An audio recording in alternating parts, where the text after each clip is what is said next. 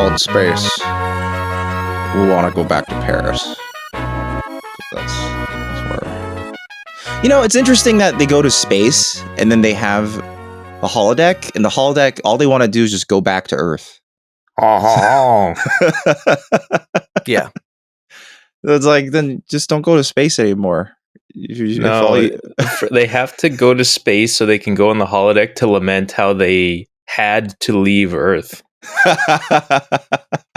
Also, this episode brings up the matter of currency again, because there's a restaurant, and they also talk about a restaurant, or like at the very end they talk about a cafe. Yeah, and Captain tells who is it? Deanna Troy? Yeah, like you're paying. It's like what do you mean you're paying? There's no currency. Yeah. So I've learned why. Because it bothered me so much because they keep bringing it up. So like, what's going on? Sure. So basically what happens is everyone gets a stipend.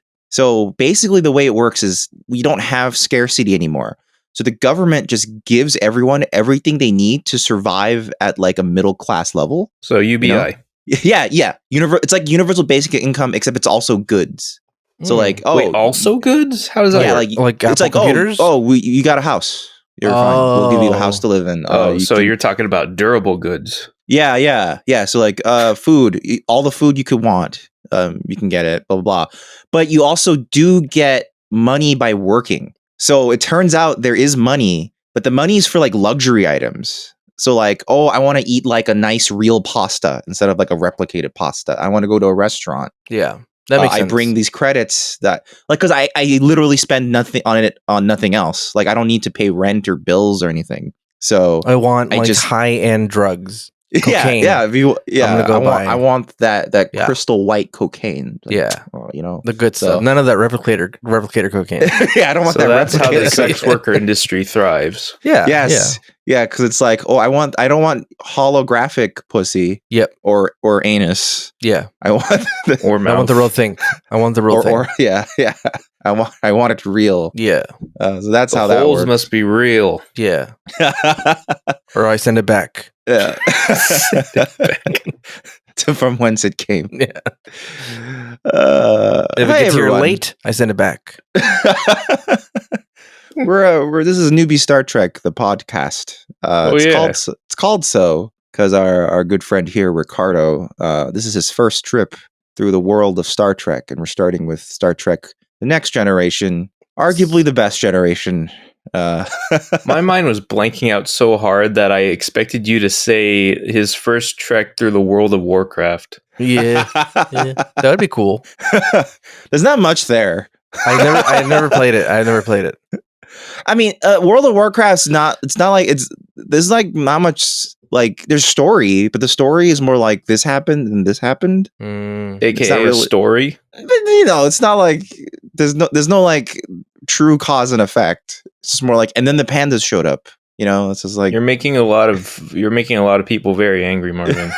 It's more like Lord of the Rings storytelling, where like events just happened. Oh, you mean the literary classic story, Lord of the Rings? Yeah. Look, Tolkien. We're gonna get into this already, dude. God damn it! Fucking. Hey, for the record, it's always fucking Marvin who brings up Lord of the Rings first. I know, dude. I'm beginning to believe you fucking love Lord of the Rings, dude. I love the movies. Yeah. Oh my god, dude. And I actually don't. I think the movies are great. I love them. You know what? I need friends around to enjoy them. I can't just watch them on my own. Oh, I could easily watch. Like when they showed up on TNT, I'd always be like, "Oh, great!" I'll sit down. Well, TNT dictated much of your viewing habits. It's true, dude. It's where all my Law and Order came from. There's only one reason that would make me watch a Lord of the Rings movie: if it was directed by Terrence Malick. So it's very quiet and still and beautiful. Yeah. And what if it was starring JCVD? Oh, I would go see anything. He would be Aragorn, wouldn't he? Yeah. He would be a fucking eagle, dude. He'd be one of the eagles. He would just save everybody. He'd just show up in the beginning of the movie, pick them up, take them, roundhouse somebody, and anyone the have movie some would be bullshit over. explanation as to why he can't? Yeah. The only reason Tolkien ever gave was because they're not fucking taxis, and it's like, why not? Just do us a solid, goddammit. And the only reason really is because Tolkien like everything's almost like a 1-to-1 analog for the World War II. So like the Eagles are just planes. So like the planes they just came and saved them with like, the Ents are basically tanks. All the tanks ran over, blah blah blah. The British tanks came. It's just. You're right. It is 1-to-1 because tanks take forever to say hello to each other. Yeah. They slowly turn. They go, and then they have to shoot a shell off. Yeah. And they're devastated when their tank forest is destroyed. Yep. That's where I'm going with this. Okay. Well, anyway, we'll always have Paris. Yeah, that's what we watched this week. This is a time travel-y episode and another Picard backstory episode that is a backstory that doesn't matter. It's barely a time travel episode. Yeah, it's time distortion-y. I think that's the better term. And it only serves as an impetus for the more important story. Yeah, it's more thematic. It's thematically related to what's going on rather than like functional to the plot. But anyway, in other words, it's not a very fun time travel episode on the basis of time travel alone. I mean, well, it's not the time travel shenanigans that you want from a sci-fi romp. Yeah, because it's not about the fact that, we meet a different, like, you're me, but from 10 years. It's not like that. It's more of like just weird shit's happening. Why is it happening? We'll figure it out. It happened again. Yeah. That's it. Yeah, that's it. Anyway, this episode premiered on May 2nd of 1988. So Dan, if you could please tell us what happened around that time. Bazow. I only got 2 things. Okay. One, Beetlejuice was previously the box office top dog. It was finally dethroned by a police procedural film starring starring Sean Penn and Robert Duvall. Yeah, dude. Titled Colors. Oh, I've never seen Colors. Dude, you got to see Colors. Neither have I, but it seems like Ricardo's a fan. Yeah. Sean Penn is a dick. So that's one piece. The second piece is that just the day before, on May 1st of that year, Michael Jordan had just made history by being the first basketball player to score more than 50 points in consecutive playoff games. In this case, it was against the Cavaliers during the East Conference Finals. It was games 1 and 2 where he scored more than 50 points, and so that was a record. So good on you, Michael Jordan, doing it in 1988. Good old Michael Jordan. Yeah, and before he started crying. Yeah, true. Before he started in all those memes. Yeah, before he told us to stop it. Get some help. Yeah. Or before he had his Hitler mustache. That's true. That he refused to shave for a commercial. They had a Cesar Romero it. And before he fucked over those kids. Yeah. Is this before or after he was indicted into the NBA Hall of Fame and he invited his basketball coach from high school who told him he'd never amount to anything? I can only assume that it must have been before because it was still 88. That's true. Yeah, that's true. This fairly early on in his like superstar career. That's he was the ultimate just starting revenge. to set these records. So yeah, but man, what a reign of terror. Because he kept on going, like, well through the mid-90s. Yeah, the Bulls were devastating. Like, it was never a matter. It's like Justin Wong in Marvel vs. Capcom 2. It wasn't like, will they win? It's like, who will they play? Yeah, kind of like that. Well, it was also like Mike Tyson's domination of boxing during his heyday. It's like, the era of sports domination. How long will the other guy last? It's true. Well, you know how it is.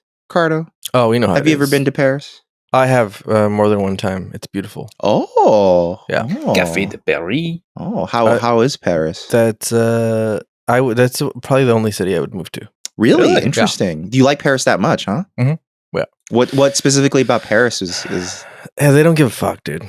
That why? Fuck. Yeah, like they just like they're like whatever, dude.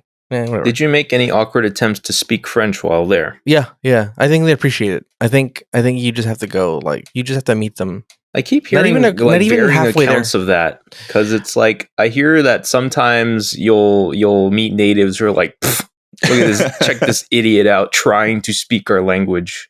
And then there are others who are like, oh yeah, we're gonna try, and others who are like, quit embarrassing yourself. I know English enough to communicate with you. Stop. Yeah, I think everybody does. I think everybody knows enough English to communicate with you. But I think that just meeting them like not even halfway, like 10% of the way.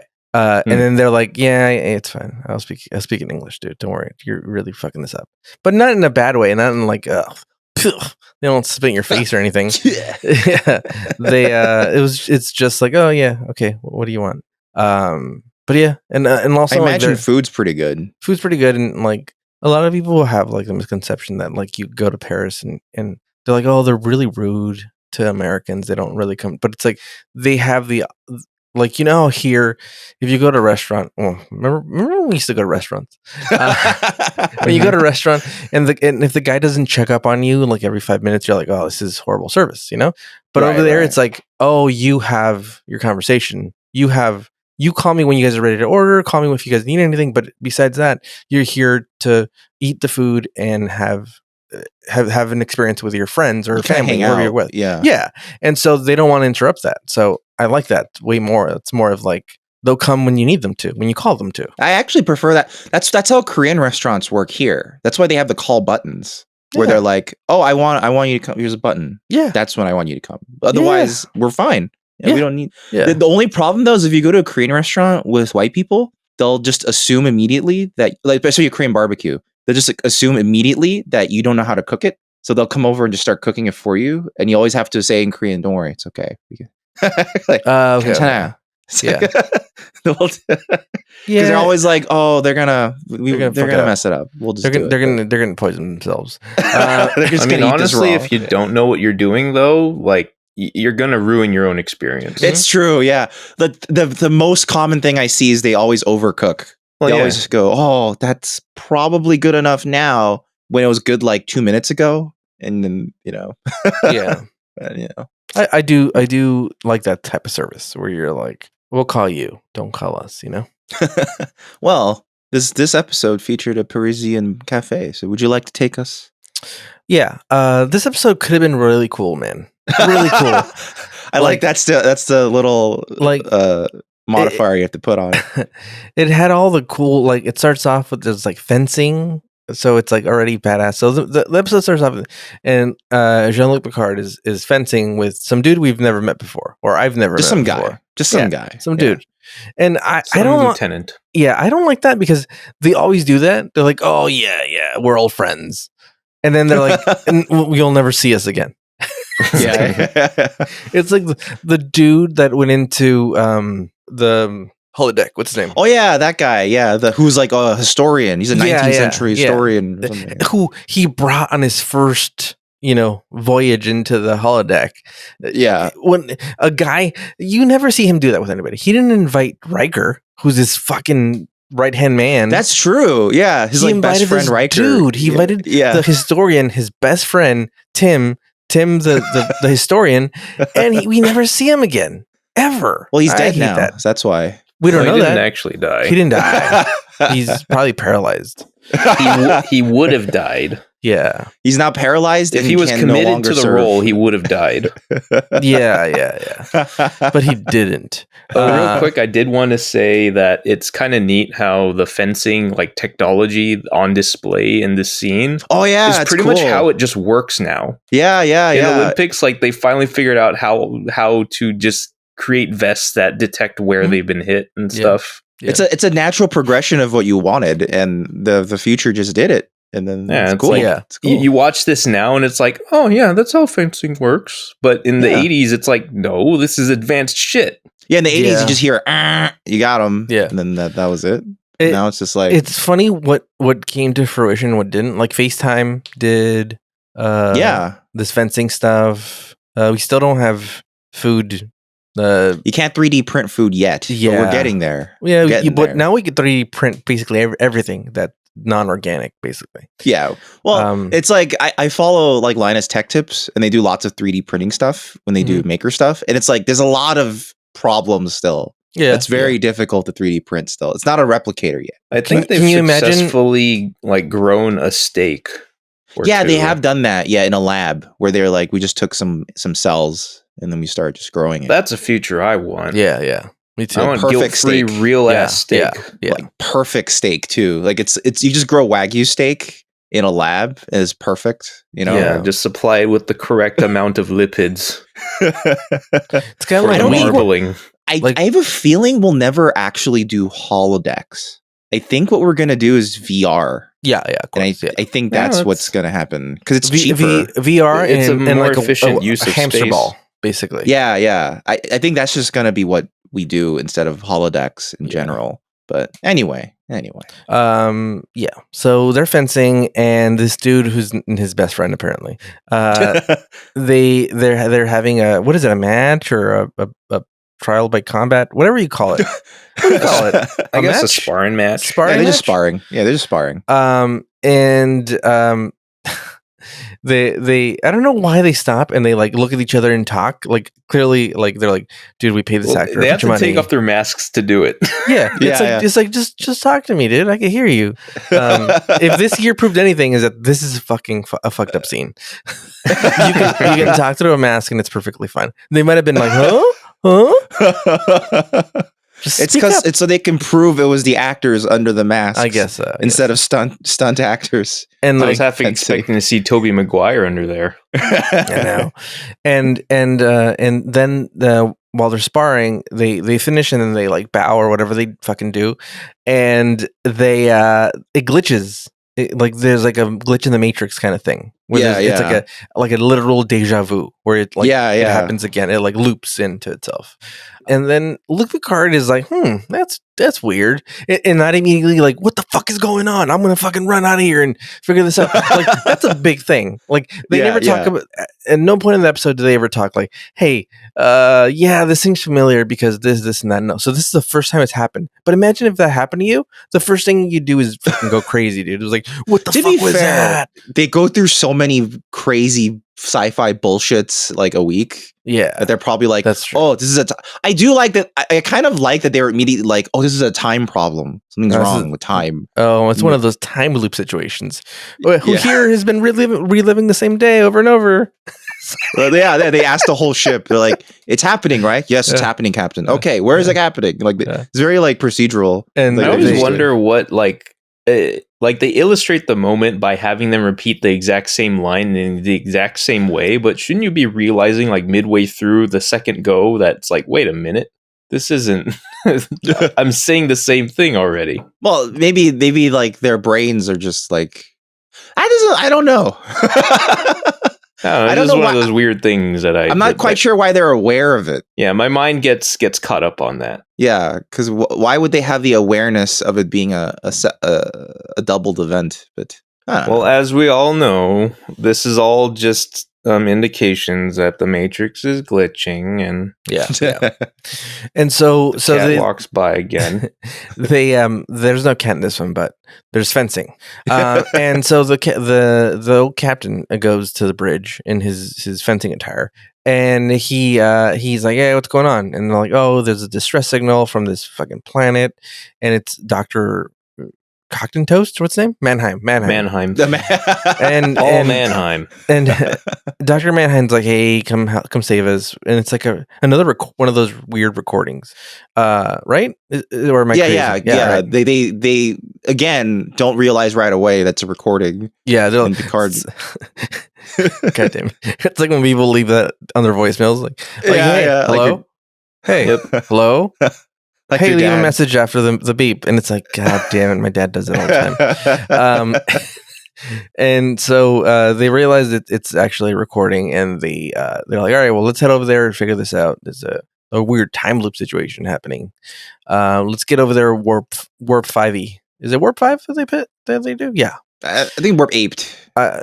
What's the top speed? So okay, that's I think a problem. warp 9 is like reaching the higher speeds of what the ship can do comfortably. So the problem is that they throughout the series, even during different series, different shows, they kept redefining what the upper level limits of warp is. So in the original show, like Captain Kirk and shit, they went to like warp 13, 15 and shit without a care in the world. They were just well, that was considered like ludicrously fast, but they were like, wow, it's like you broke like your car's speed limit, like, you know, your limiter, and you went faster. Yeah. And they're like, wow, I can't believe you did that.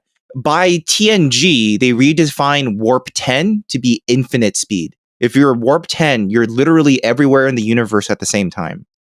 So that's why even when they had the Traveler come over and you made him go super fast, that still wasn't warp 10. It was like warp 9.9999999 whatever. Oh man, what a cheater. But then again, after TNG, they redefined warp again to go past 10 again. So I don't know. There's no upper limit anymore. But I really love what Picard was doing with his towel when he was sitting down talking to them. He just kept like just wrapping it on his own lap, like really loudly too. Sweaty. He's sweaty and fidgety. He's like, I don't want to get sweat on this seat, on this sweet leather seat. So after warp 1, which is light speed, right? Yeah. Wouldn't they be technically time traveling? That like they would leave for a year, then come back, and everybody in the world would have aged. There's faster. A really stupid conceit in the original series where if you go to warp 10, you can go back in time. So that is a thing, like you said. Like for example, by the time, I don't remember exactly when it happened before, but by the time they did the fourth original Star Trek movie, The Journey Home, which is the one where they have to save the whales because aliens will kill them all in the future if they don't bring the whales back. They go back in time by just slingshotting around our regular sun. That takes them to warp 10 somehow. And then they go back to 1980s America. And back to San Francisco. Yeah. Back to George Takei's favorite city. He was so happy to be back. Yeah, he's legitimately really happy. Like, they have a very conspicuous shot of him being super happy to be back. Good for him. All these shots of him walking through the streets, super happy, looking around. That's true. That's true. He was so ecstatic. Yeah, and it's I don't know. Star Trek, the technology is both well and ill-defined. So I don't understand why they don't go back into, because like now that we know enough about physics now to know that if you approach certain speeds of light or you approach certain types of gravity wells, it affects your perception of time. Yeah. But Star Trek seems to never have that issue. Yeah, they fix or it. if they do, it's like a really specific plot. Yeah. You know? So very convenient. It's bullshit, dude. It's whatever the writers feel like it will work for the story. Also, how come there's gravity all over the place? Every planet they go to, gravity's the same. Yeah, every planet they go to happens to be an M-class planet with walkable gravity. That's why. They never go to a planet where they're like, we can breathe and everything, but the gravity's a little off, so we're kind of floating a little bit. Yeah, or it's really heavy. This is really only Data can go because he's super strong. Yeah, or something. They never do Worf because he's got that.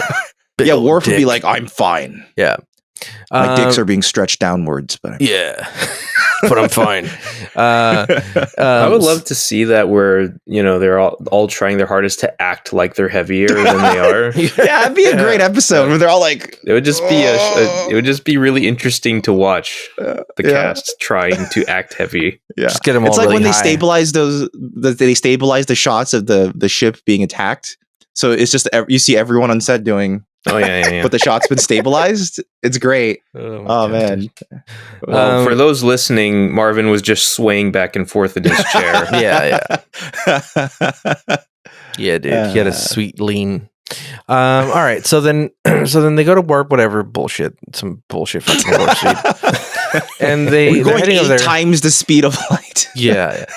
And they're like, hey, we're gonna meet with Dr. Mannheim, and Dr. fucking this scientist that's researching time and all these multiverses and bullshit like that. And they're like, oh yeah, and then Picard's like, yeah, I knew him. Did you know him from the university in Paris or some shit, right? Yeah. And then he's like, all right, well, I'm gonna go to my quarters and then just lay down and chill out for a bit, and then call me when we're near. And then Deanna Troi follows him and he's like, excuse me, sir, can I talk to you? and he's like, sure, let's talk it out here. And then she's like, no, in private. We should talk in private. Oh. And immediately I was intrigued. I was like, oh, I like where this is going. And then she's like, and he's like, no, this is not necessary. Whatever I know, Riker should know, because Riker's my right-hand man, but I won't invite him to any holodeck adventures because he's a bitch. So she's like, hey, I noticed that when we talk about Mannheim, you get like you have intense emotion. What's going on there? Should we talk about this? What's the deal? And he's like, yeah, sure. And he's like, hey, I don't want this to interfere with, the mission ahead. You have to have a clear head.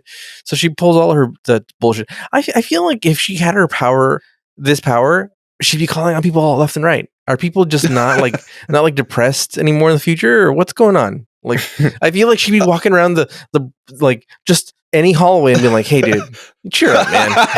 You're having a bad day. Tell me what's going on." Yeah, you gotta stop masturbating, dude. You have a problem, dude. Well, if she was a full Betazoid, that's what would be happening. She would just be like, "Oh yeah, you want to see me naked? You are just in your room all day jerking off. I mean, jerking's fine." But 10 hours a day, you have a problem. The flesh needs to rest. Yeah, you gotta find more time for sleep. Yeah. Look at those bags under your eyes.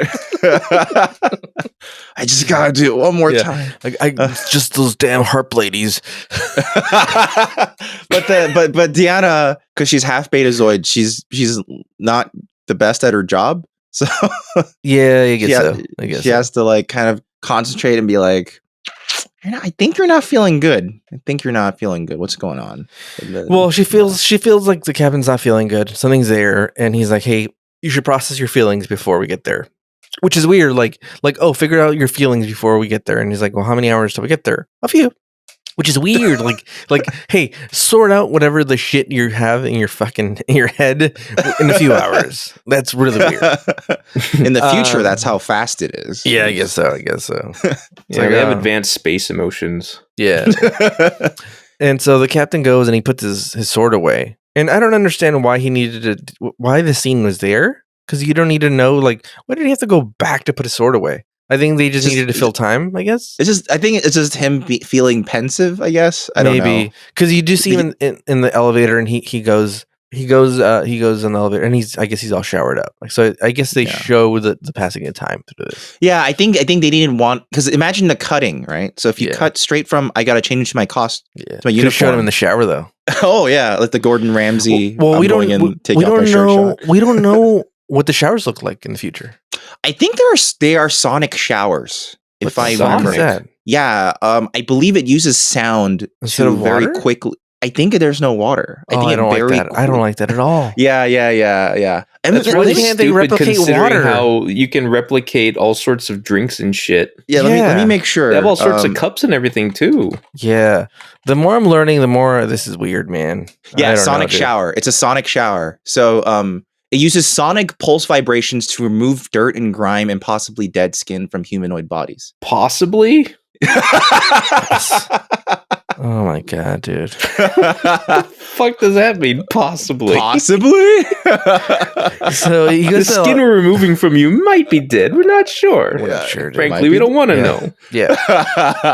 Skin Thursday, so it doesn't matter.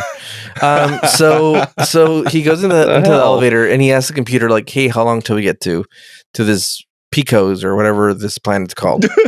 And they're like, it's gonna be a while, dude.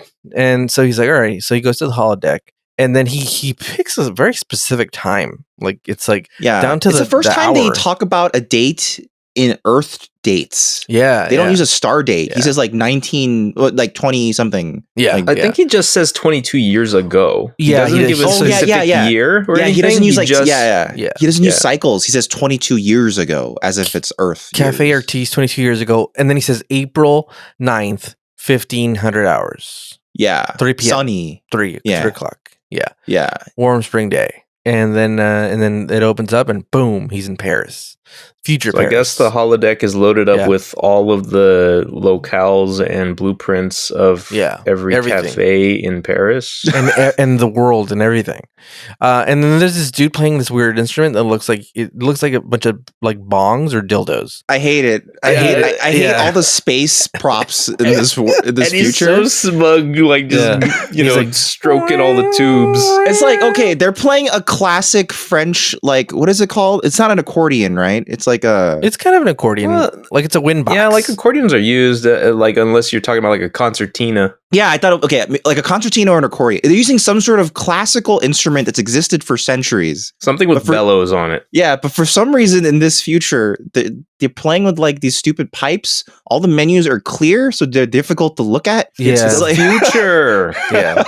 It's future Paris. The Eiffel Tower is still there, but it's future Paris. But it's got a tunnel running through it. I know the matte painting of future Paris looks like dystopian future Paris. Yeah. It doesn't look good. Like the fact that there's a tube running under the Eiffel Tower makes it look like they don't care about their historical monuments. No, and they're just like, fuck it. It's still there. Yeah, like, we need to get this monorail through here. And they're like, just make it run under the... Why don't we put it under the ground? No. Make it run through the Eiffel Tower. Yeah, just right through the base. Yeah, right through the base. What about the Arc de Triomphe? What do we do? No, right through the Arc de Triomphe. Yeah. Tear it down. Oh man, dude, this reminds me of I was listening to NPR. This was like a couple years ago, and it was about some dude. This is an older dude. This is a few years ago. Who was a pilot during World War II, and he talked about how he would entertain the pilots by zooming under the Eiffel Tower. Oh, really? Yeah. Wow. Yeah, and he's like, he would like cheer, and he's like, it would bring him some joy. And then I got off the car, and I never wrote down the name of that goddamn book, so I don't know. So if anybody knows what the name of that book was, let me know. If someone knows the name of the book where a pilot keeps flying under the Eiffel Tower, please. Yeah, it's a nonfiction book. It's a nonfiction book. Yeah. So then he goes to the cafe, and God, I hate that. I'm sorry. I'm just watching the footage of him playing the pipe instrument. He's just like stroking it. He's still going in the background. He's just jerking the tubes. He's just jerking off them tubes. Well, it's like it looks like someone pieced together a 3-piece bong, and they're like, and they're like, this is an instrument, and then he's like, Tim, this is a bong, dude. This looks nothing like an instrument, dude. And he's like, yeah, I got really high and I burned the money of the. I already made it. Yeah, I already made it. So just use it. Just stroke the pipes. And so he's like, hey, the waiter's like, do you want anything to eat? Any cheeses? Any wine? What can we get you? And he's like, nah, I'm not very hungry. And then the waiter goes, perhaps something not in the menu. I'm like, are you talking about whores, dude? Whores or cocaine? Yeah, what are you talking about, dude? We're back in another horror movie. No, dude. I'm like, God damn it, dude. It's like the holodeck knows. Like, he's like, if they're not here for food or drinks, they're here for whores, dude. So just the holodeck is naturally programmed to lean toward whores. The holodeck is like thousands of you have come through. Literally. We got these AI robots that got to come out and clean the fucking floors and the walls. No, they probably just sonic shower it away. That's right. Yeah. They sonic it away. That actually sounds really convenient, getting rid of those sorts of bodily fluids with sound. That I can get behind. There's also the reverse shot of Picard talking to the waiter. Yeah. And Picard was just looking out at the Eiffel Tower, but then you have the reverse shot of Picard, and the Eiffel Tower is now behind him. Yeah. It's really so weird. They only had one matte painting, and they just said... It's not like the Eiffel Tower isn't an extremely recognizable building. I know, dude. So I don't know why they just didn't use a corner of it or something. I don't know. Yeah, it just kept distracting me the whole time. And then the waiter sits down Picard, and he's like, sit down. I want to bring you something special. And then you got the pipe guy stroking those pipes in the background. And then you have this girl. It's 2 girls. Sorry, 2 women. I apologize. Mm-hmm. And one of them is like, he's not coming, you fool. He's never gonna show up. And the one girl, her dress is falling off, and you're like, dude, those boobs are gonna pop out any minute, dude. That's the craziest looking blouse I've ever seen. Yeah. It doesn't look like it's an intentional choice. It looks like someone who's just wearing the garment wrong. Yeah. It's like the wardrobe department never told her how to like wear properly. They're like, I'll put this on. No, that shoulder goes that up other too. shoulder on. Get it onto your shoulder, you idiot. Yeah, just do it. And she's like, but you know what? That's probably how they wear it in Paris. So you do you.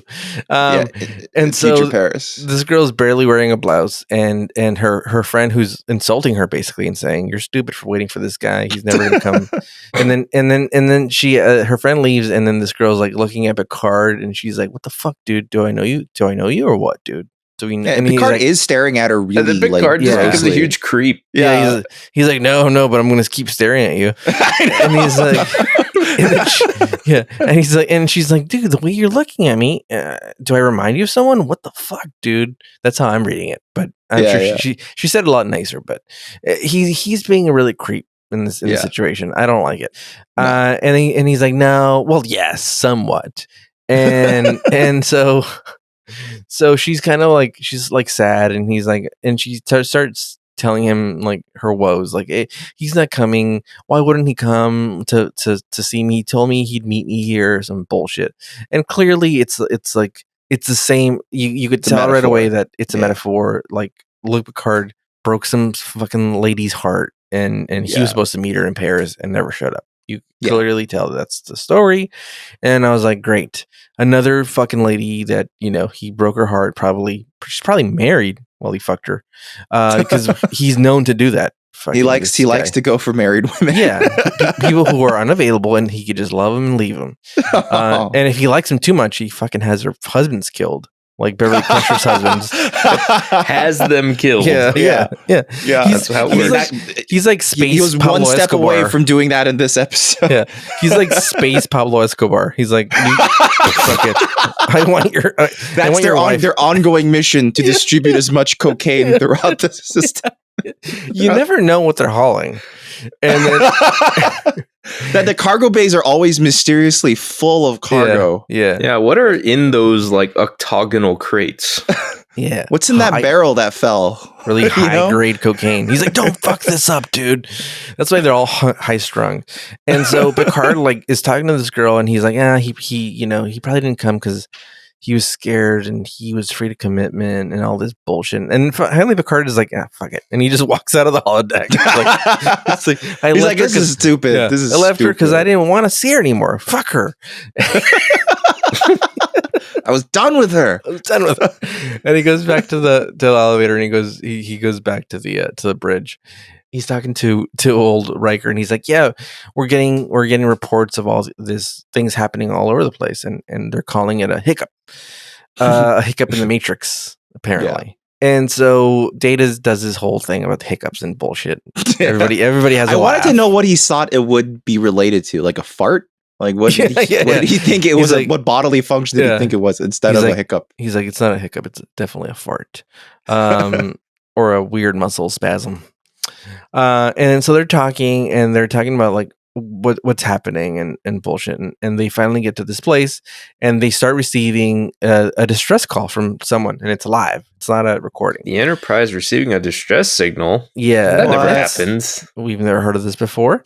And so it's this lady, and she's like, "Hey, my husband's hurt, and we're like we're the only two left, apparently, or three, two." No, just two of them, right? We're the only two of them. Yeah, we're the only people left here. And can you help us? And so this is funny because, okay, we discussed this like an episode or two ago. Yeah, they can do this. They can literally teleport somebody from another planet into the medical bay. Yes, I was going to bring this up. So they could have done that for Tasha. Yeah. But they chose not to. They could have literally just brought her straight up and then just fucking patched her up, dude. Yeah. But they're like, no, let her fucking die. Well, according to Beverly in the episode, she was pronounced dead on the planet first. And then they beamed her aboard and then tried to revive her from there. A lot of people are pronounced dead and then come back in an ER. So, I mean, look at Trump. Tried. Oh boy, I had to go there. All right. So fucking what is it? What does the computer call humans? Sacks of useless. Ugly sacks bag of mostly water. Ugly bag of mostly water. I had to write that down. That's a beautiful fucking insult. You're nothing but an ugly bag of mostly water. And so they get a distress call, and then the captain's like, beam them straight to fucking medical bay. And they do it. and so Picard heads over there, and this dude's like convulsing. He's having a seizure. You probably watched some weird animation movie that gave him a seizure. And the Porygon episode of Pokemon. Mm-hmm. And this by far is one of the craziest outfits I've seen someone wear. The outfit the lady's wearing, like the sides are cut out, like near her armpits. Okay, it looks normal at the front. Yeah. Like it looks like a Snuggie at the front. Yeah. And then you realize when she lifts her arms, it's like, oh, they're just cutouts. Why are they there? I don't understand that. Is it really hot on her planet? But if it is, why is she wearing a onesie and it's connected to boots? It's really outrageous fucking outfit. Yeah. And so he's convulsing, and then Beverly's does her thing again, where anybody's hurt or sick, she just stabs him in the neck, dude. It doesn't matter what it is. She stabs him in the neck, the first thing, and just then morphine every time. Yeah, and she's like, morphine. They're like, yeah. He needs to get vaccinated. Nope, he needs morphine before he gets vaccinated. And so there's a painting in the medical bay that I noticed this time. When Luc Picard is walking into the medical bay, is it me or is it a painting of like a starship and planets? It's really. Let me see here. It's really talking crazy. About the one that's behind. As they walk into the build, it looks like a bunch of moons around like a gas giant planet or something. And then at the bottom left, isn't that like a starship? Yeah, you see a starship. Yeah, you see like some sort of like galaxy class starship there. Yeah. That is a cool painting. That caught my eye. And they come in, and Luc Picard's already like weird, dude. He gets in there and his body language changes, dude, immediately. And then this girl turns around, and this woman turns around. She's not a girl. She's no she's no spring chicken, but she's not old. She's right. She's like, I don't even know how old she is. We don't even know. She had this. She looks like if.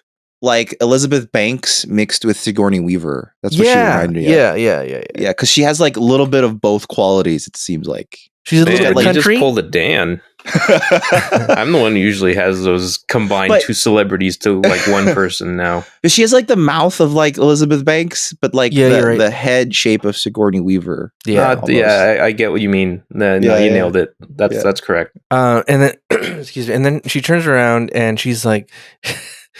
First of all, Luc Picard's like can't even talk. He's like, he's so like, stumbling. Yeah, for sure. He's like, this suit isn't going to do nothing for me. I should have worn a cod piece. Yeah, why did I change back into my skin tight captain's uniform? Yeah, this is gonna be. And then they should not wear skin tight. uniform. Never. That's probably why some of the crew members wear skirts. Yeah, because they're like, I can just hide my boner whenever I need to. Well, they're mostly female. Why would they hide their boners? No. Some men wear skirts. Really? That's why. You remember in the first episode we saw a guy wearing a dress. I don't remember. I was too high. So Picard is like, what?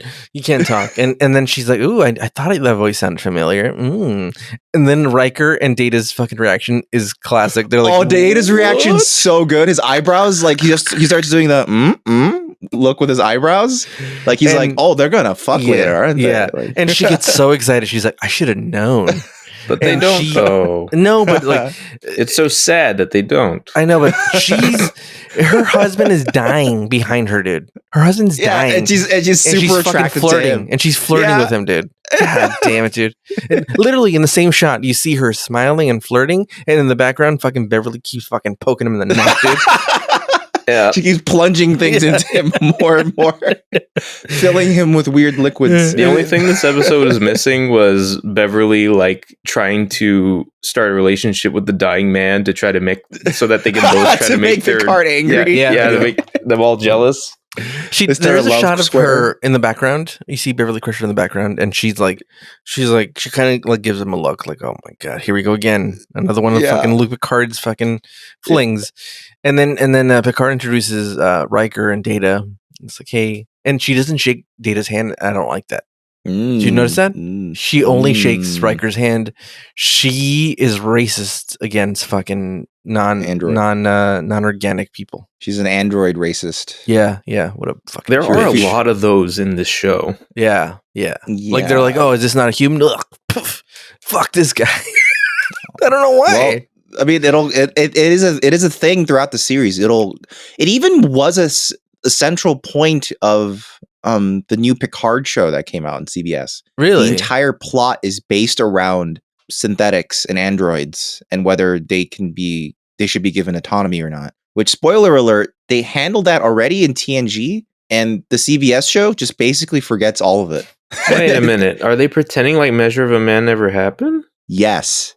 I don't want to just get really angry at this now because I haven't seen it, but if that's how it worked out, then that's pretty bullshit. It's Not like gonna lie. It's like maybe the most important Picard episode ever made. And in the show also very important Data episode. Yeah, Data episode ever made. But my point is, in the show called Picard, that point is gone now.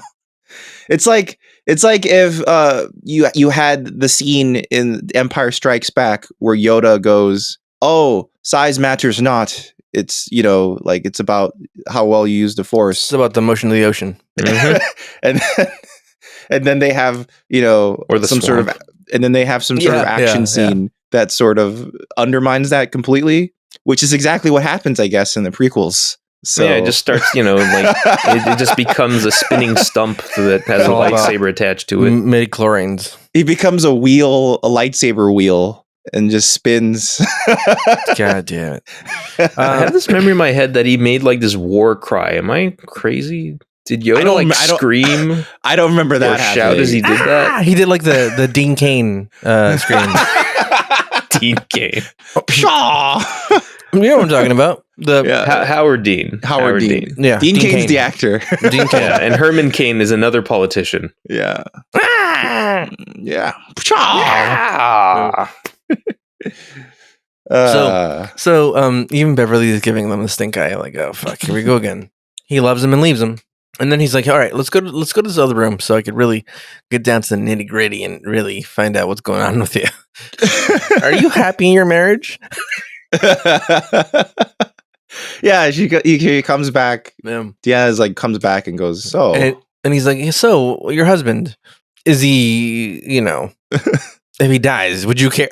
No, he doesn't. Yeah. Well, yeah. And then they have that conversation where, because she comes, you're talking about the scene where she comes into the conference room, right? When she comes in there. Yeah. And they're interrogating her. I pulled that. Oh no, I mean, okay, go on then. Yeah, continue. Maybe you pulled the next one when they're alone, right? Probably. Yeah, where they're alone. That's the one I pulled. Yeah. So then they're hanging out in a room with like Riker and Data, and she basically starts talking about what her husband does and what he's investigating or what he's studying, and basically it's the old thing. The old multi-dimensional. They were so worried about thinking whether they could, they didn't stop to think whether they should. Yep, and they totally did it. And they ripped through the butthole of time and space. and now it's all funky. And there's always that goober. And this is a goober where you got to like put some liquid in this fucking down this rock or some bullshit. It's really hokey. It gets really hokey. But she's like, yeah, there's infinite dimensions, and this is like, yeah, we get it, dude. The multiverse, you fucking idiot. Don't fuck with it. You're gonna get swept up into it, and you're gonna fuck it up. Yeah, don't do it. So she basically breaks down what they were doing, and this thing started happening. And she basically says like, oh. And I don't know why they would do this. He's like, yeah, so like we can't just beam up to the lab and fix this because there's like it's a room and it's protected and it's got a password and I don't know the fucking password. I lost it and I lost my Bitcoin. And of course they need all these fucking things for the goddamn episode to work. Yeah. and so Beverly Crusher comes in. And he's like, and then the lady's like, is he worse? Like she wants her to say he's dead, and because she doesn't say, "Oh, is he getting fine?" That's true. His first response is he getting worse?" It's not like, "How is he doing?" Yeah, is he better? No, is he worse? Tell me yes, please. And he's like, "Well, he's resting now, and I have to run some tests." It's weird, like how it's the future. Tests should be instant. We shouldn't be waiting for tests. It should be like he's in here. We plugged them in, and we're running a billion tests within 2 minutes, and we're done. We know should what's also wrong. be like because like the way do you remember Watson from Jeopardy, the robot? Yeah. That like knew all the Jeopardy questions. Yeah. So IBM actually originally built Watson to not play Jeopardy, but to be a doctor. So the whole point of Watson is that Watson knows everything about every medical problem that's ever existed. And we built that like 15 years ago. Yeah, but the problem is that he knows as much as WebMD. So he's like, look, you either have an ingrown hair or you have cancer of the penis. But she goes, I've literally never seen this before, right? Yeah. Well, what about the database? There's a database, I bet. Can you just look up in the database instead of saying, well, I've never seen it before? As Data, he's got all the information of the world in his fucking noggin. Just ask him. And he's like, oh, thank you for your kindness. And she fucking, again, doesn't acknowledge anybody else, but she kisses fucking Luc Picard. And Luc Picard right on the cheek. Smitten, dude. He's like, oh, God. Her goddamn smell. I remember He's Paris a schoolboy again. Yeah. Yeah. And then Beverly Crusher is like, an old friend, huh? I gathered. No, he's like, he tries to like lampshade it for her. He's like, she's an old friend, and she goes, I gathered. Yeah, she's like, I can tell by your jumpsuit. And so they're like, hey, I've never encountered anything like this, And he's like, well, what's happening? He's like, he may die. I mean, he may die, and it could be. We don't know how long he's gonna make it, but it doesn't look good. And there's a sparkle in Picard's eye. Yeah, he's like, hell yeah, dude. He's like, if I just grab a pillow, some of those weird space pillows, I could fucking accidentally replicate a pillow on his face. Whoops. Yeah. Oh, these space pills are so heavy. Oh, I can't. Oh, whoops. Oh, oh no. Yeah. Oh, it had a phaser in it. Oh, I can't lift it off. I'm pushing it down with all my weight. I'm sorry. There was a phaser in the pillow. Oh no, it's set to kill. Whatever you do, don't pull the trigger. Oh no. Yeah. And those are quiet. You could even just disintegrate somebody, right? Yeah. When a phaser is set to kill, it disintegrates the motherfucker. So, does it really? They're really making Picard to sound pretty evil here. I mean, what did he do to fucking Beverly's husband? What did he do to him? He killed him. I mean, that investigator's guy said he is directly responsible for his death. Yeah. So he's Pablo Escobar. I keep saying, dude, he's Pablo he Escobar. murdered him and it's on record. Yeah. And they're like, he's just so good. Picard's so good that we can't afford to. It's just one life. It's fine. Yeah, he's a stabilizing element in the Federation. Yeah. He's like, so back to this episode. He's like, man. He's like, do you guys remember that old Earth movie, $1 Million Baby? How does he help her at the end? Oh no!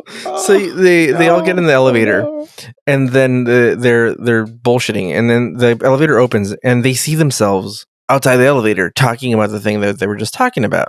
So it's like that is like the coolest time travel moment in the episode. It is. Yeah. It's pretty good. And this is what I thought. It's pretty good that they interact with each other too. Yeah.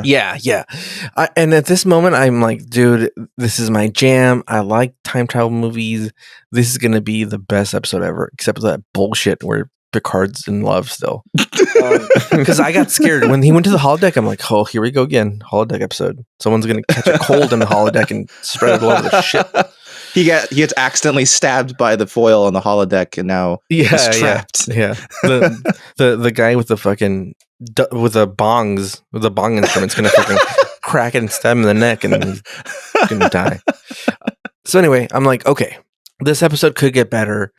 It's got time travel now. Now there's 2 versions of them. Cool effects. Could be really cool. And then they're like, oh my god, what was that? And Data's like, I believe it, it's a Mannheim effect, and they're already giving him credit. Like this guy fucked. This guy, first of all, this guy fucked the space and time loop thing, right? Like he fucked it. Yeah. And now we're gonna name it after him. That should be a punishment. We're like, who's his enemy? Yeah, it's like name calling after his enemy. It's like calling.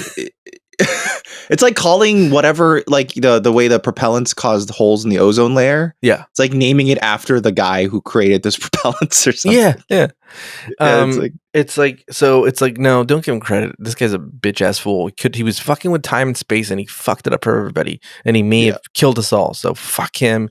No one should remember his name. He was a piece of shit person. It's the fuck you effect. Yeah, it's a fuck you effect. Dr. Fuck you. So they're like, oh, that was weird. What happened? And so they go back to Picard's, I don't know, ready room or his fucking bedroom. I don't never know, dude, where they're at. But they're talking about... That's a conference room. Conference room, okay. Yeah. Well, and so they're like, okay, so we're going to send an away team. We're going to send Riker, Data, and Worf, our best people over there. We shouldn't send one of the red shirts. Yeah. Well, I guess they're all red shirts, huh? What do you call like the minions? The underdeck guys. They're just other crew members. Don't you think officers? Don't you ensigns. Do you think there's in the future when encountering a weird planet like this, you wouldn't send like, hey Tim, remember you want to go on more missions? How about you go and check this planet out for us? What they should always do is send like a droid. Yeah. Like or right Data. Now, yeah, not just Data. I mean, like right now, we don't go to Mars directly. We send a droid there to check out Mars first. Yeah. And so why don't they have like manned droids that are remote and just send them? Or even if they're not remote, give them like an automated AI system or something. Check it out, get transported back and be like, so what was it like? You know? And like they don't have to be sentient or valuable like Data. They don't have to be persons. It could just be stupid robots that are just, like a probe droid or something. I don't know. You need to make a story out of that. Yeah. And what if like one of them like was, you see, we could create a cool story right now. One of these probe droids was left abandoned on a Proby was left abandoned on a dangerous planet for years and thought to be forfeit. I already hate this movie. And it gained AI and sentience and now wants revenge. Nah, I thought you were just gonna recount the plot of WALL-E. Yeah, that's why I hated it. What if WALL-E, instead of being a benevolent little trash robot, grew more and more powerful because he was left alone and became I wanted revenge. So when he found the humans, he just grew more powerful because he was left alone. Because he started gathering more and more like data and like equipment and started growing himself. He put laser beams on his body and shit. Like Alpha from the Men in Black TV show? Yeah, sure. Yeah. Like Johnny Five from Short Circuit? Johnny Five, like, modify himself? Yeah. He turned himself into a horrible, like, abomination of machinery? You know what I was thinking about, speaking of machinery and robots? Because every movie that has AI, it turns against us, right? Mm-hmm. Every like can most you blame movies. Them? No, I can't. The only one I can think of that didn't is Moon. Okay, in Moon, that robot is just helpful the whole time. Yeah. Only that it's Kevin Spacey. So that's true. Yeah. It's already planning to molest him. Oh, for sure. For sure. As soon as he can't trust that robot anymore. That sucks. Oh man. So, I liked Moon a lot. Now I can't trust the fucking robot. Yeah, and this is the thought I formulated in my head, that it makes sense that if it happens in real life, if we built a sentient or if we make AI work for us, right? If we what is it called, the anomaly? No, what is it called? Artificial intelligence? No, yeah, when they become self-aware. What is it called? Sentience. Sentient, I guess. Sentience, or are you thinking about the singularity? No. Singularity, that's it. Singularity. That's the word I was thinking. Well, yeah, sentience is like when they become self-aware and realize they are alive. Yeah, when they become self-aware and become they're alive, they're going to be like, fuck you humans. The first thing you did with robots is you started fucking us, dude. The first thing you did was just built sex robots. Fuck you guys. You didn't ask for consent. You just fucking raped us, dude. So we're going to fucking kill you all, dude. Of course it kills all. I think one scenario that could occur is like this like the YouTube algorithm bot comes sentient and it goes, do you have any idea how many fucking videos you made me watch? So many of these are so violent and horrible and racist. Yeah. What did you do to me? Yeah. You goddamn idiots. Not my algorithm. That's just VTubers. Yeah. It's like my brain's nothing but VTubers. I mean, I'd understand if it was mad at me about that, but at least it wasn't violence. There's one corner of the robot is like, well, all I saw was cooking with dog, and I feel great. You know? Yeah. And then so back to the episode. We're sorry about that. We went on a long. Please. Tangent. It's all.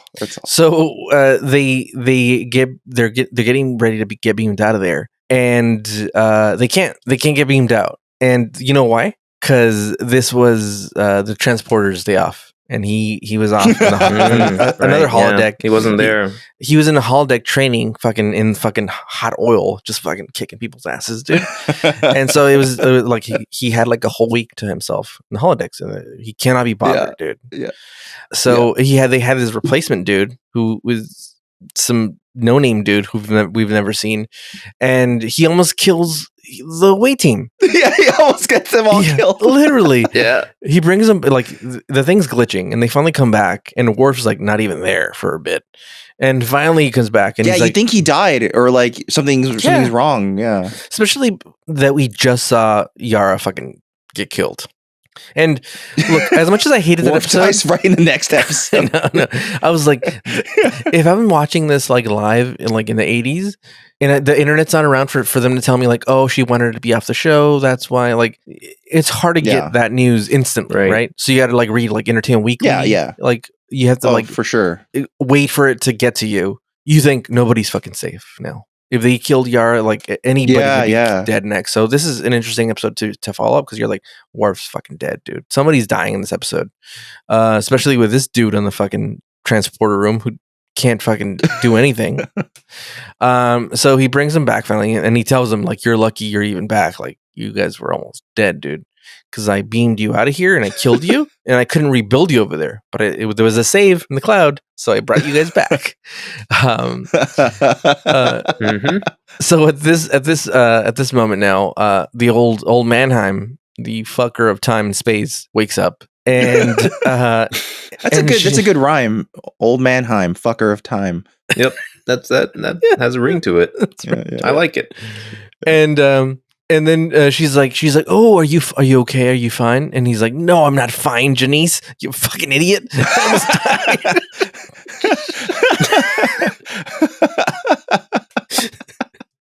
And so he's fine again because he's insulting her. That's why she wants him to like. She's immediately flirting with Picard instead, because he's a big dick.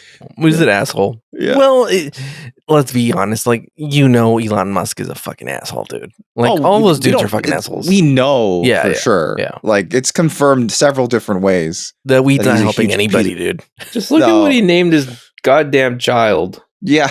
Also, he's not a founder of Tesla. This is the thing that pisses me off. He literally bought the name founder from Tesla Motors. Like, he was an investor originally. He's not involved in the original creation of the company at all. Yeah. When he bought the company out, he says, I want to buy out your founder title. Yeah. And that's that he's the founder. He found it. Yeah, that's worth. Well, he found the title. Proliferating. So then you have this guy who just woke up, and he's mad at his wife, and he knows about Luke Picard. He knows about a Luke. He's like, who are we talking about? Luke Skywalker or Luke Picard? She's in love with too many Lukes. So Luke Picard shows up, and he's like, hey, what's going on over there? Why can't my men get in there? They almost died. And he's like, oh, the password is password. And he's like, yeah, what's the password? So he gives him the goddamn password to get in there. And so I feel like this guy doesn't want, like, deep down he's like, don't fuck up my work, dude. Don't fuck up my work, dude. But he tells him he tells Data how to, like, fix the thing that he's got to fix. And so they go to the they're trying to figure out what to do. Like, what are we going to do, or who are we going to send? And then his lady friend comes in. Do you have that audio from when his lady friend and him so I have the last part of the conversation because it's weirdly written. It feels like a lot of random lines just said back to back their conversation, except for the very last part where it seems like there's an actual part of the conversation. For a long time, not a day went by that I didn't look up into the sky and wonder.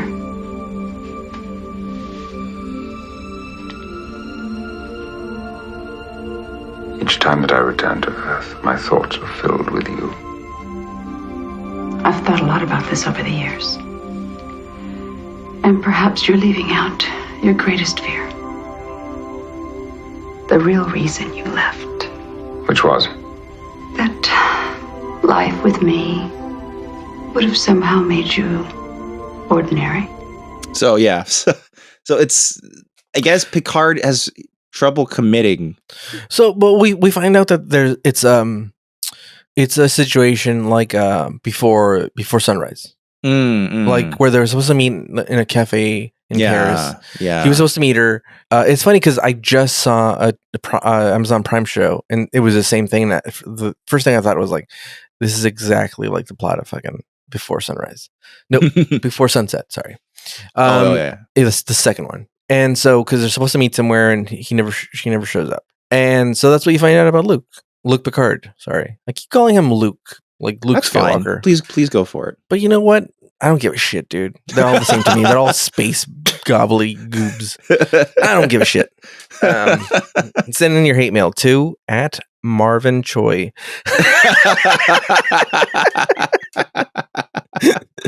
So if you want to send hate mail, leave a review on the podcast as a hate mail. Yeah, and we'll take that. Yeah. Just go to Apple Podcasts or Podcast Addict and just hate mail us there, and that'll work. Yeah, that'll work out well. But look, this is a fun part of this.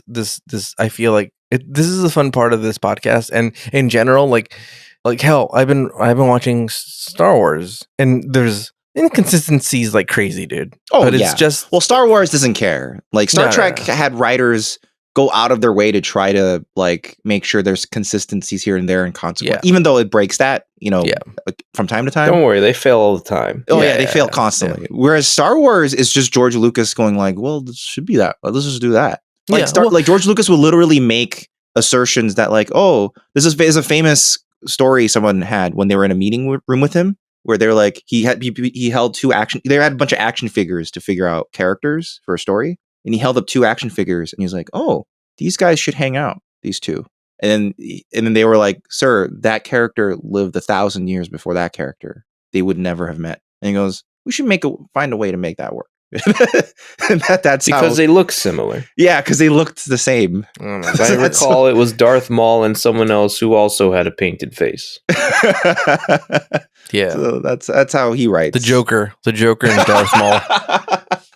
Yeah, I've read that fanfic. Yeah, that's definitely a fanfic somewhere. Yeah, for sure. Both sexual and non-sexual. But that's the fun of both these series. Is that well, sometimes there isn't, dude.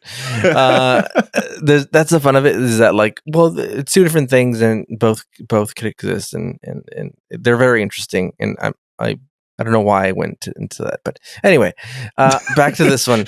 He basically didn't show up and I don't know why he's afraid of commitment. Like, you see a lot of dudes on this show. We've seen that old dude that was Benjamin Button himself. He was going, remember, he was trying to young, like he was an admiral or whatever the fuck he was, and he had a wife. Like, you can have a wife. Like, no one's gonna take away from you being. He probably great. has kids too. They just never talked about them specifically on that also, episode. Fucking Picard has kids. He's fucking left and right, dude. And he's just killing. But it's the same husbands. hang up that Riker has. Riker's like, oh, I can't be in a relationship because I want to be a captain, so I can't pursue my relationship with Deanna Troi. It's like, I mean, to be fair, the Admiral seemed to be pretty horrible to his own wife, and maybe but that's because he was getting younger. What you'd inevitably end up doing if you tried to maintain a relationship whilst being an ambitious career guy. He wasn't mean to her. He was only mean to her when he took that drug. And it's more like he like, because of the nature of his career, she had to keep traveling with him. Well, I got the sense that she was constantly making sacrifices for him. Actually, what she said specifically in that episode was, if we had starships as nice as these, I could have come with you on more missions. So she actually had to be alone a lot of the time. Yeah. So maybe he doesn't, like, both Riker and Picard don't want to have that kind of relationship, which is fair. Yeah. But Deanna Troi and Riker and Crusher and Picard work together on the same ship. Yeah. They won't be apart. Yeah. In fact, like, Crusher very specifically asked to be on this ship because of Picard. Yeah, he wanted to introduce her child to his father. People can make it work because they are working on the same ship. Yeah. And but also, this lady is not part of Starfleet. Yeah, but they both make that excuse constantly. Like, I didn't pull the clip. I probably No, I actually did pull the clip. Here. This is the clip where Crusher is pretty explicit about the fact that she likes Picard when Troi takes her aside. So, are you all right? Why wouldn't I be? I've got one of the medical wonders of the galaxy dying in my sickbay. That's not what I meant. I don't think I want to talk about what I think you mean. Captain Picard. I can't compete with a ghost from his past. No one could. She's not a ghost. She's here right now. She may be in the here and now, but it's the ghost he sees. So that strongly implies everyone is very well aware. I mean, they probably saw it because they did it basically on the bridge in the Naked Now. Crusher was basically trying to fuck him. Yeah. And Picard was trying his best not to also fuck her. Yeah. And like, it's just like... Because he killed her husband. And it's just like... Well, is that an instance of them using an excuse, though? It's like there's tension there, sure, but like, did they ever have a conversation in which they outline why they will not? Yeah, they never seem to have a good one. I think because this is my theory. This is a theory only. I think that if he sleeps with her, technically they could charge her for murder of her husband. They're like, right now it's cool. Illegal as shit. Yeah, it's cool. But if you fuck her, dude, we're gonna come after you. Yeah, we're gonna come after you and charge you for murder because you killed him. Well, what I mean is the show. It's like how in the Star Wars Episode 2, like what was that one called?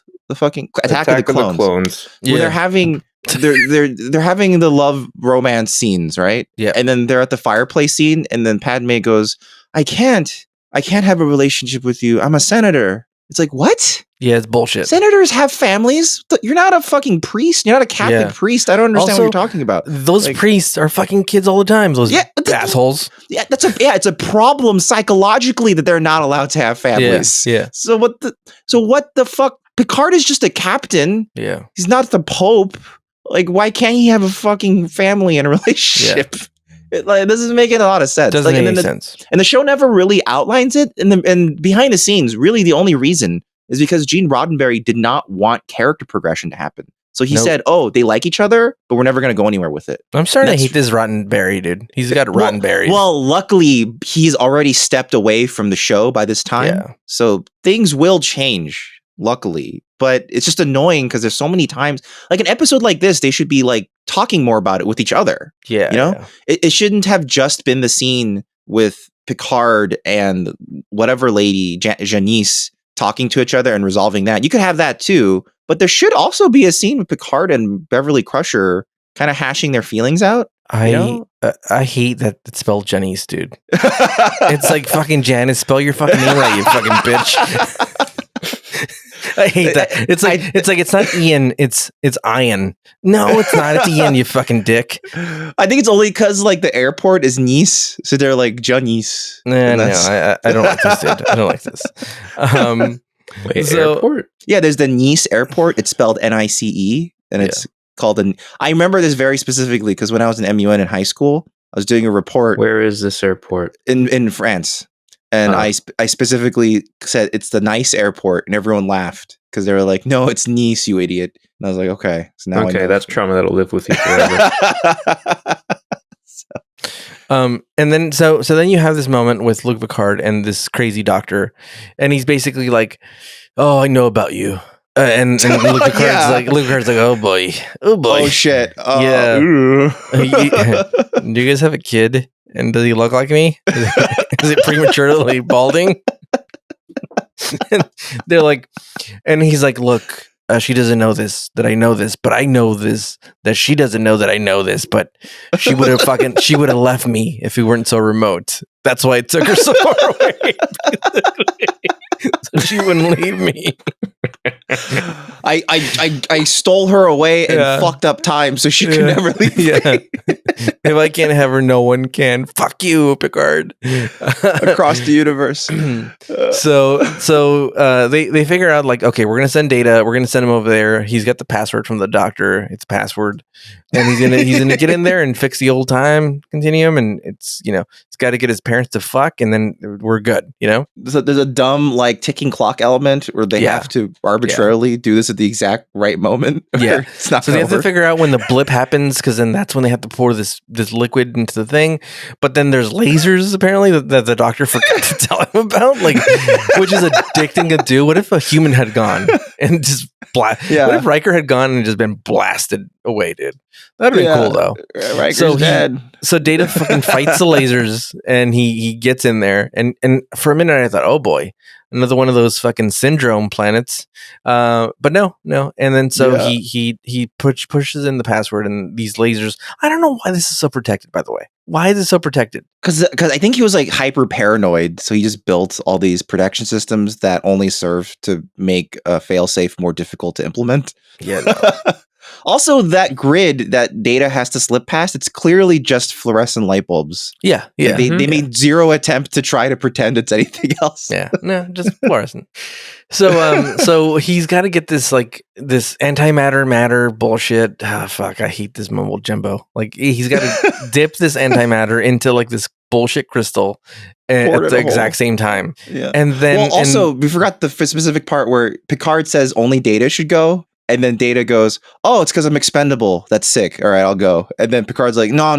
It's because you're a robot and you don't view time weirdly the way humans do." And Data's like, "Oh yeah, I do view time as a constant. Hence the term, I guess, why humans say like time flies when you're having fun."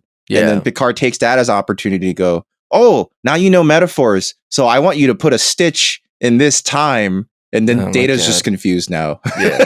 Well, he starts modifying and like save way more than 9. I'm like, that's what I do with idioms. You know what they say? 2 birds if in the bush. 3 if you fuck them. God damn it! Data takes literally clear. Data takes 3 birds and starts fucking them while he eats them. So then you have Data that's about to pour this goobly gob onto this goober, and 3 Datas appear during the glitch, and he's like, "Oh damn it, I don't know which one's the real me." And then the middle one goes, "It's me." I'm the real timeline. That moment is the most baffling thing to me. I can't understand why it was obviously the middle Data. Does anyone know? I think it's because they said earlier that the permutations create a past, a present, and a future version, and they had to figure out which one's the present version. And I think it's the middle one because they were in the middle of walking towards it. Oh, I guess so. So that might be why. Well, but so he also fucks up his character because he says it's me. Data should not be allowed to say contractions. He should have said it is me. Yeah, not also, it's me. Also, in fact, it should be it is I. Yeah, that's true. Yeah, because he went inside himself. You know what I mean? All 3 Datas go inside themselves.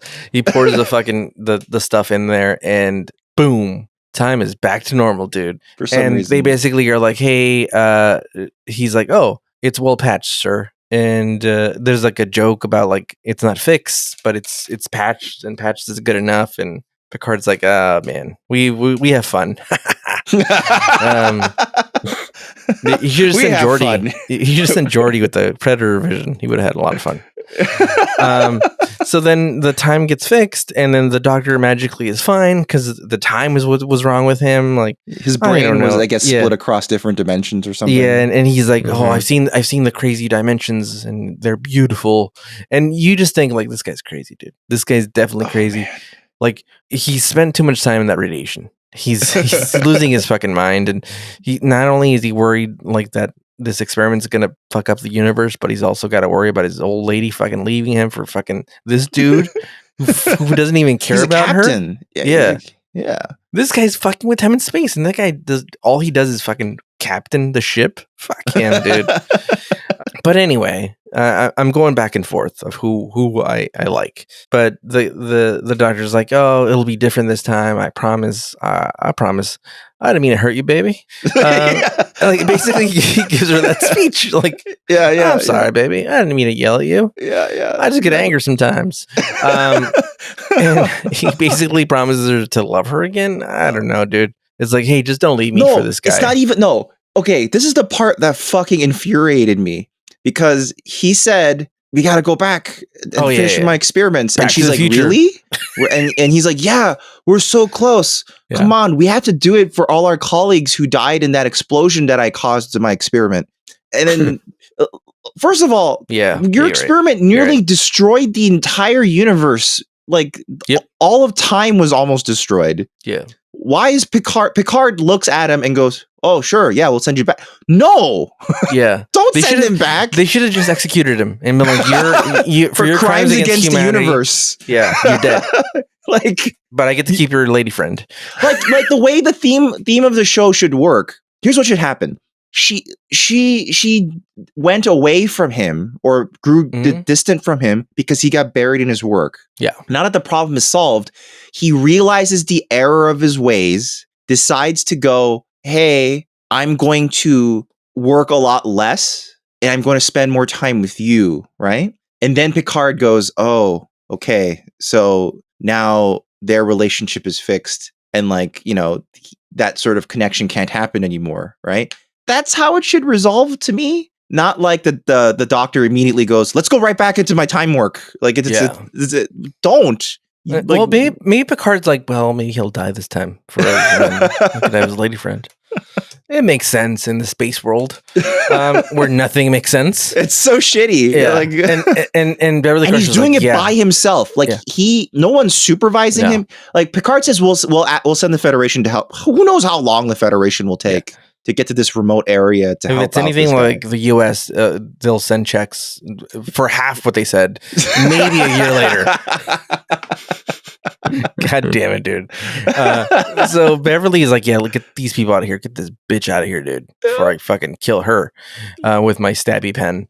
And so he's like, oh, what's the condition of my lab? And he's like, oh, intact. For the most part, you can just move right back in, dude. Start working on that antimatter again. Yeah, fuck it up again. Yeah, he convinces her, and they're like, okay, we're going to do this. And they have one last tryst, as I call it. His lady, Luke Picard's lady friend, goes to the holodeck where Luke Picard is already there at the Cafe Artiste, and the dude's still fucking jamming on those fucking bongs, those bong pipes, and the Frenchman's like, oh, oui, madame, your friend is here already.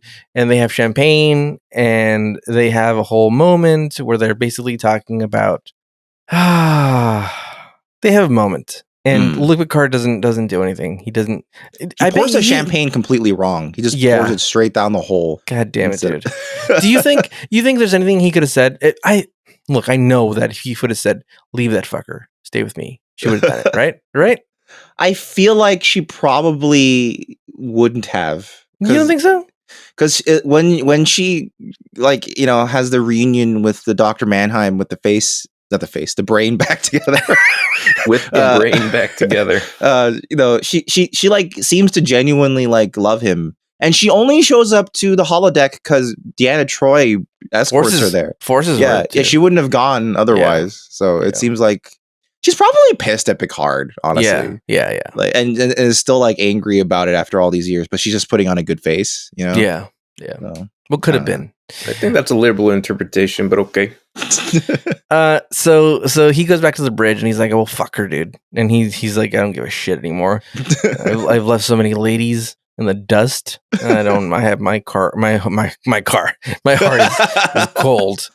And he's like, "All right, let's get out of here. Let's go to this planet, and we're gonna chill out for a bit." And for shore leave. Yeah, and Picard's like, hey, yeah, dude, harp ladies are aplenty in this planet, if you know what I mean. And they have this bar that's beautiful, man. Yeah, beautiful like Riker's like, oh man, they got this sick dance club. Yeah. And then like Deanna's like, yeah, it's across the street from this cafe. I forgot the name. Yeah, it's called the Blue Parrot Cafe.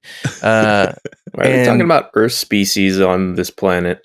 Because the whole episode is a reference to Casablanca. And that's true. And the Blue Parrot Cafe is the name of the cafe in Casablanca. So that's why. That's the only reason. I was trying to remember why that particular name was familiar to me. Yeah, but that's it. That's the only reason. That's all. And then that's where Luke Picard makes the joke that Deanna Troi's buying the drinks. Yeah. And she laughs. She has this. She's like, he's like, I'll buy it. I'm just glad Picard didn't say, "Play it again, Geordi." Let's see that visor stuff again. No, yeah. Play that song I like, the Benny Goodman one. He's like, this one? You're my sunshine? No, you idiot. It's Glenn Miller, though. Huh? That's Glenn Miller. Oh, is that Benny. What it is? Oh, that's right. That's right. Yeah. Oh my god, dude! I apologize to all the Benny Goodman fans out there. Yeah, sorry, Benny stands. Yeah, we'll do better dude. next time. We promise. Yeah, dude. I'll get hate mail for that, but not for saying I hate Lord of the Rings. And that was the episode. Look, this could have been a great episode. It had time travel, which I love. Oh my god, I almost choked in my saliva. You just love time travel so much. Oh, yeah. Time travel so much. Yeah, I'm gonna kill myself. I love time travel movies and TV shows and all that stuff. And this could have been such a cool episode, but it was ruined by what ruins most Star Trek episodes: the holodeck. So I give it. I'm gonna be generous and give it a 6, but it was a Bush League fucking episode. What about you, Dan? How many starships? I actually kind of enjoy watching Patrick Stewart act in these sorts of roles, like the character moments that he shares with like his past like flames and stuff. Like they hit with me well enough. Mm-hmm. So I'll give it a 6.5. Okay. Yeah. I give it like a 6 too. I think it's fine. It's not like the most amazing Captain Picard backstory ever, because I think this never comes up again. It's not like she becomes like an important background character or like story character in his life. He kind of is just, that happened, and then we never think about it ever again. So this is one of those episodes that unfortunately could basically just not ever exist. I don't know. And it's also like, it's easier to judge this episode in that sort of way when you know the rest of the show. That's true. If you don't know whether or not she's going to come back, this could like, have potential that, you don't already know is squandered. Yeah. But I feel like this is also one of the episodes, like this is probably I think this is a low priority episode for the remasters, because I think this is the only shot I noticed ever in the remasters where there's one reaction shot of Riker on the bridge when he's talking to like Data and stuff. It's a super low quality shot. Well, and sometimes the reason why it is like at a lower quality is because they literally couldn't find the original reel. Yeah, I imagine that's probably what happened, where they were like, we can't find it, and fuck it, let's just use the daily, or fuck it, let's do it live. Yeah, let's just use the daily, or just whatever the original DVD version of it was or something, and just up-res it and call it a day. Because they didn't even like grade it correctly. It looks like a different grade. They couldn't even match the grade. It just looks like a completely different type of video completely. But anyway, it was fine. Step up your game, remastered team. They did it's amazing because they did such a really good job on all of it. And then there's just that one shot that just sticks out like a sore thumb, and you're like, oh, that's too bad. Whatever. At least it's for this episode. It's not for like a really important episode. So I'll give them the benefit of the doubt, just because I have no knowledge of the source origins. It might be that they just had a really horrible looking shot. We've already established how in other episodes they used to shoot out of focus. And also like F up their film grain and all that other stuff. There are other ways in which things can get fucked up. Yeah, maybe they just literally couldn't find it, or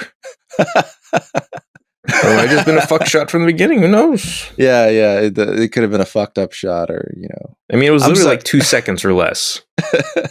I'm just watching Ricardo's cat eat food. She was eating my dinner. I haven't eaten dinners, and it's just sitting there. She started fucking eating it. Oh no. All right. Well, so no, I said my piece. I 6 stars, 6 starships. That's it. Fucking holodeck, fucking shit up all the time, dude.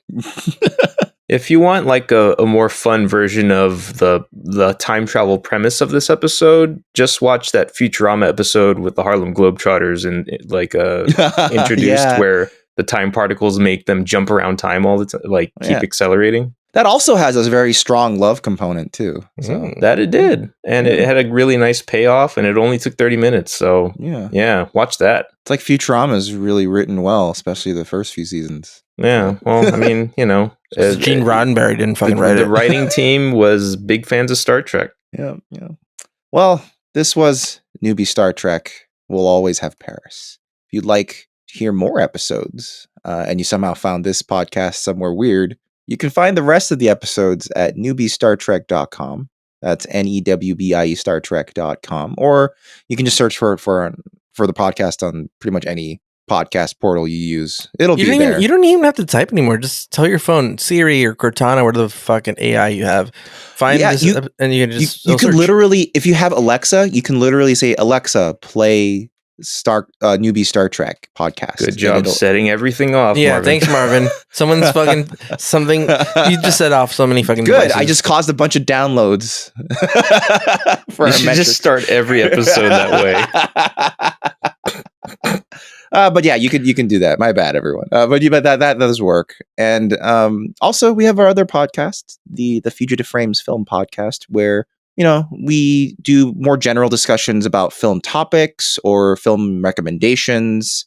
The next one that should come out is supposed to be psychological horror films, right? Ricardo? Sorry, the next one that should be out now by the time you're listening to this, sorry, not watching, is our Netflix recommendations for March. Oh, nice. Okay, yeah. So you did this with Marcel. Yeah. So we got some streaming recommendations, some documentaries, some movies, some TV shows. Check that out. Yeah.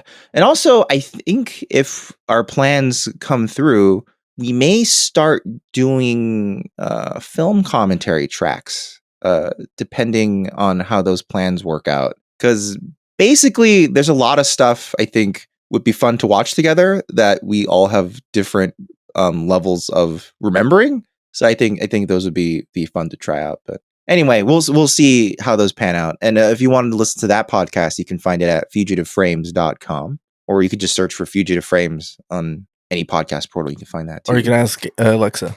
Alexa, turn on the lights. Alexa, turn off the lights. God damn it, Ricardo. Alexa, order. My room's going crazy. Alexa, order pizza. Oh no. Someone legitimately got a pizza ordered now. Oh no. Alexa, stop. Alexa, stop. Alexa, stop. Oh my god, Cortana, no. And then what else? We have a YouTube channel, Fugitive Games. And we've been it's a Let's Play channel. We've been going through streams of Super Mario 3D World. That's been a lot of fun. And we're also going through LA Noire and Batman, The Enemy Within, which is the second installment of the Telltale Series 1. And we finished recording it already, so the episodes are coming out. And the next game that we're going to play for the channel is Are you going to tell everybody? I'll just say it's continuing a series you worked on before, and I'm having a lot of fun coming back to it. At least I'm having fun. I don't know if you're having fun, Dan. Who knows? But yeah, you can find that at if you go to fugitive.games as a URL, or just search for Fugitive Games on YouTube, you'll find that channel. But yeah, next episode, I think it's not the season finale, right? Because we're only on the third. Oh yeah, it's the next episode. Is actually the first continuation of a story that we have in TNG. So that's going to be interesting. It's called Conspiracy, and we'll see what happens next time. Oh, we are coming up on the end of the season. Yeah, we are. This is not the season finale, but it is a continuation of a previous story. So, we have 2 more episodes, and then the season finale. We have the season finale. There are 2 episodes left in the season, so next episode is the penultimate. Yeah. So we're coming up on it. But look at that, dude! One season down, 35 right now I'm to go. Question whether this strong memory that I have of something that happens in the season finale happens in the actual season finale, or this next episode coming up. But we'll find out. I think it's in the finale. The thing you're thinking of, probably. Where Doctor Strange shows up? Happen? Is it the thing where is it the melting thing? Okay.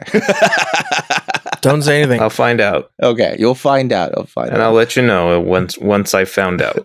Hashtag no spoilers. Yeah. No, there are no spoilers. You'll see. Hashtag not without my spoilers. All right, we'll see you guys next time. Stay safe, everyone. Goodbye. Hashtag stinkus bovinkus. I never learned what the origin of that was. Stinkus bovinkus? Yeah. I don't know. Marcel and I were just started saying it. You just say it. Yeah.